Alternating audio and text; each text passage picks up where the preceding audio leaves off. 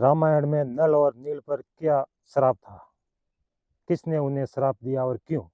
त्रेता युग में आता ही रावण के अत्याचार दिन प्रतिदिन बढ़ते जा रहे थे। दुष्ट रावण ऋषि मुनियों को मारकर उनके लहू से स्नान भी करता था। उसने चारों ओर पूजा पाठ बंद करवा कर कई देवताओं को बंदी बना लिया था। नव ग्रहों में शनि देव भी रावण की कैद में था। जब चारों ओर रावण का आतंक बढ़ गया, सभी देवता भगवान नारायण के पास गए और उनसे आग्रह किया कि वे रावण से उन्हें मुक्ति दिलाए, तथा तब नारायण ने कहा कि वे शीघ्र ही मानव रूप में धरती पर राम के रूप में जन्म लेकर रावण का वध करेंगे। भविष्य में राम और रावण के बीच भयंकर युद्ध होने वाला था, जिस युद्ध में राम को एक बहुत बड़ी सेना की जरूरत पड़ने वाली थी। इसलिए कार्य के लिए ब्रह्मा की ओर से सभी देवताओं से कहा गया कि वे धरती पर जाकर ऐसे बसें पैदा करें जो रावण से युद्ध लड़ने के लायक हो। तब इंद्र से वाली, सूर्य से सुग्रीव, अग्नि से नील और विश्वकर्मा से नल का जन्म हुआ। इस तरह और भी देवताओं से बहुत सारे जीवों ने जन्म लिया, जिनका काम था भविष्य में राम के कार्य में सहायक बनना।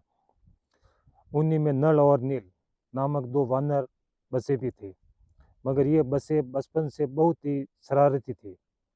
ये दोनों वानर बसे ऋषि मुनियों को परेशान करते और उसकी पूजा करने की सामग्रियों को मूर्ति सहित नदी में जाकर फेंक देते।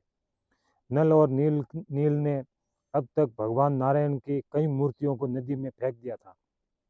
सभी ऋषि नल और नील की इस उद्ग्रता से परेशान थे।